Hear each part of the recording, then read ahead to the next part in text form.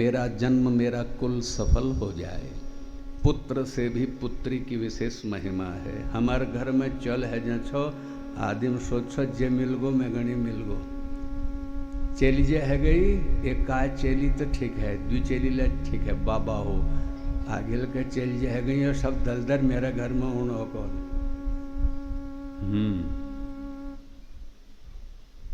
अच्छा बेटा बेटी देने वाले कौन है? हम अपने हाथ से बनाने वाले हैं क्या?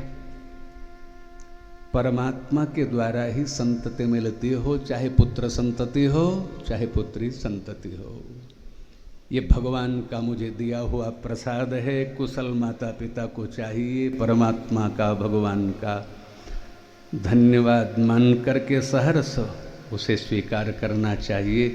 और जो संतति परमात्मा के द्वारा हमें प्राप्त है उनको सुयोग्य बना करके उनको योग्य शिक्षा दी जाए, योग्य संस्कार उन्हें दिए जाएं।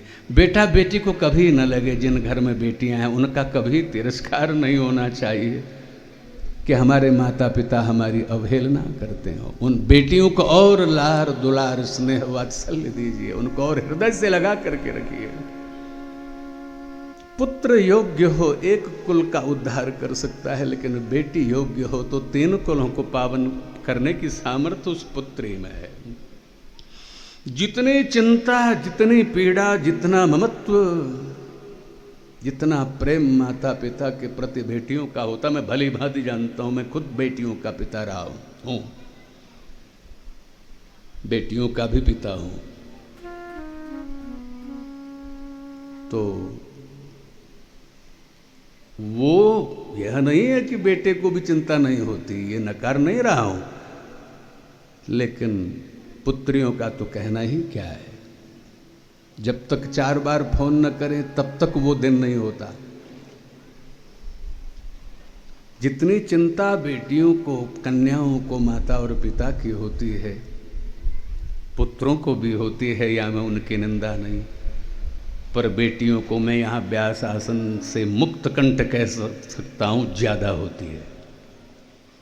तो इसीलिए जो दे दिया भगवान ने बेटा बेटी, उनको पढ़ाना लिखाना, उनको श्रेष्ठ संस्कार देना, उनका सिंचन करना संस्कारों से, उन्हें सुयोग्य बनाना, यह हमारे कुल की लाज है।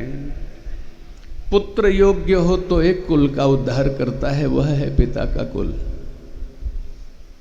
परंतु पुत्री यदि योग्य हो तो 3 कुलों का उद्धार करती है। मातृवंशाः पितृवंशाः पतिवंशस्त्रयस्त्रयाः पतिव्रतायाः पुण्येनो स्वर्गे लोके महीयते।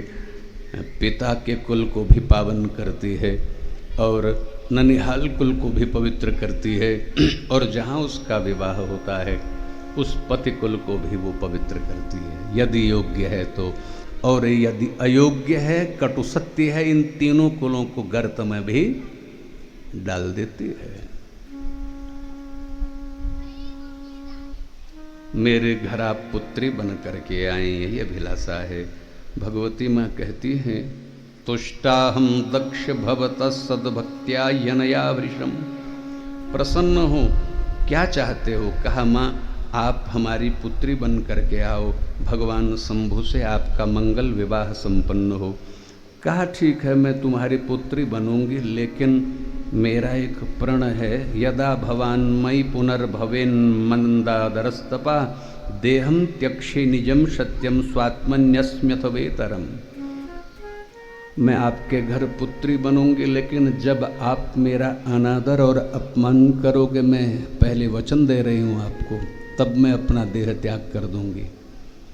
जब तक मेरा सम्मान आपके घर में होगा तब तक आपकी पुत्री बन करके रहूंगी, लेकिन जब मेरा अनादर आपके कुल में होगा तत्काल देह त्याग कर दूंगी। ये मेरा प्रण है।